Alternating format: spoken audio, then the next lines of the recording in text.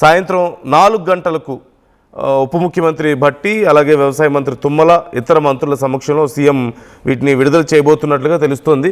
Madhu join అవుతున్నారు, మా ప్రతినిధి మధుని అడిగి మరిన్ని డీటెయిల్స్ తెలుసుకుందాం. మధు, మొత్తం మీద రైతు భరోసా నిధులు జమ అవుతున్నాయి. రైతులకి ముందుగా 1 ఎకరం వాళ్ళకి రిలీజ్ చేస్తామంటున్నారు, రేపు పడతాయి అంటున్నారు. తర్వాత విడతల వారీగా మరొక 2 విడతల్లో రిలీజ్ చేస్తామని చెప్తున్నారు. సో ఓవరాల్గా డీటెయిల్స్ ఏంటి?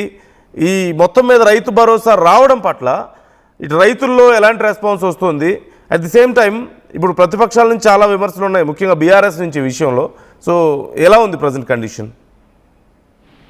మొత్తానికి రైతు భరోసాకి క్లియరెన్స్ వస్తున్నట్టుగా చాలా స్పష్టంగా ఉంటుంది. ఈ రోజు ముఖ్యమంత్రి చేతుల మీదుగా సిద్దిపేట నుంచి నర్మేట మండలం నుంచి ఆయన రైతు భరోసా డైరెక్ట్ గా అకౌంట్ లో పడేలాగా దీనికి సంబంధించినటువంటి ఏర్పాట్లు చేశారు.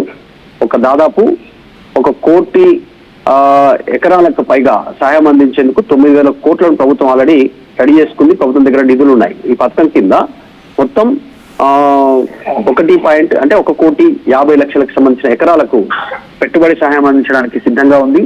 సిద్దిపేట జిల్లా వచ్చేసి నర్మేట ప్రాంతంలో ఒక ఆయిల్ ఫ్యాక్టరీకి సంబంధించినటువంటి ఓపెనింగ్ సందర్భంగా ఒక భారీ బహిరంగ సభ ఏర్పాటు చేశారు. అక్కడ సాయంత్రం 4 గంటలకు బట్టి వ్యవసాయ శాఖ మంత్రి, ముఖ్యమంత్రి వాళ్ళ సమక్షంలో దీన్ని ఓపెన్ చేయనున్నారు. మొత్తం తెలంగాణలో 73 లక్షల మందికి 73 లక్షల మంది రైతు కుటుంబాలు ఉన్నాయి. వీరందరికీ 1 ఎకరంకు వరకు వారంతా కూడా వ్యవసాయం సాగు చేసుకుంటున్నటువంటి పరిస్థితి. వారందరికీ మొదటి విడత కింద ఈ 1 ఎకరం పెట్టుబడి సహాయానికి అందించున్నారు. తర్వాత మరొక విడత మొత్తం 3 విడతల్లో రైతు భరోసాకు సంబంధించిన నిధులు అందించడానికి ప్రభుత్వం సిద్ధంగా ఉంది.